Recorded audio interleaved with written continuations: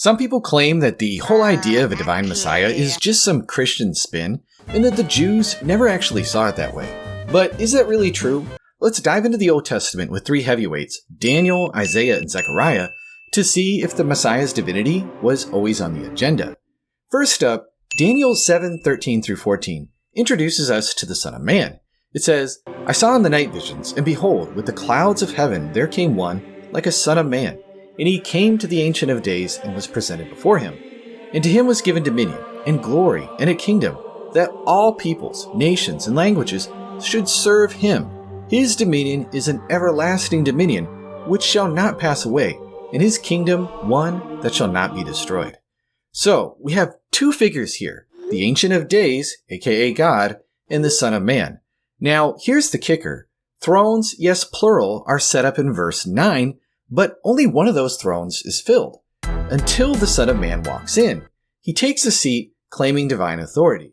And check this out. The same eternal dominion that's given to God in Daniel 6:26 is handed to the Son of Man in Daniel 7. Same language, same authority. But there's actually more. The Son of Man rides on the clouds. In the Old Testament, cloud riding is uniquely divine. Isaiah 19:1 has Yahweh riding a cloud to judge Egypt. Deuteronomy 33:26 calls him the God who rides across the heavens. And in Psalm 68:33 and 103, he commands the heavens, making clouds his chariot. When Daniel describes the Son of Man riding the clouds, he's directly linking this figure to Yahweh's authority, showing him as divine, yet distinct from God himself. Next up, let's take a look at Isaiah's epic suffering servant in Isaiah 53. If you've ever read it, it's hard to deny that this sounds an awful lot like Jesus, written 700 years before he even shows up. But what's even more interesting is how this servant is described with terms that go way beyond human. First, Isaiah 52:13 describes the servant as being high and lifted up, language reserved exclusively for Yahweh in Isaiah. Isaiah says the very same thing about God when he sees him in a vision at the beginning of the book. And in Isaiah 2:11-17, he makes it pretty clear.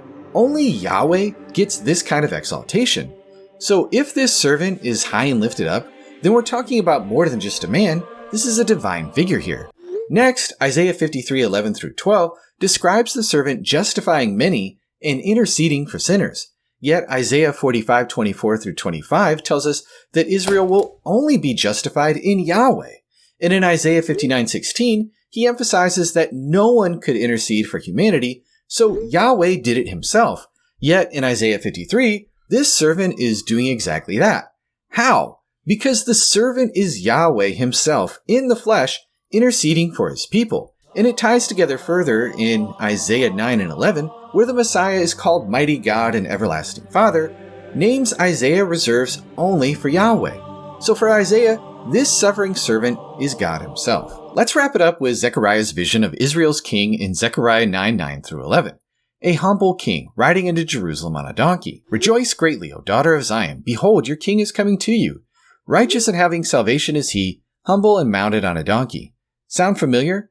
This isn't just a political leader, though. He's a divine ruler bringing justice and salvation to the world, just like Isaiah's suffering servant.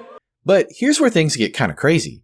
In Zechariah 14, Yahweh himself bodily stands on the Mount of Olives, physically splitting the mountain in two. And in verse 9, this king is identified as Yahweh himself, the same king who comes riding on a donkey. So we see just from this really quick survey, from Daniel to Isaiah to Zechariah, the Old Testament isn't at all shy about the Messiah's divinity. So I hope this video is helpful, and thank you so much for watching.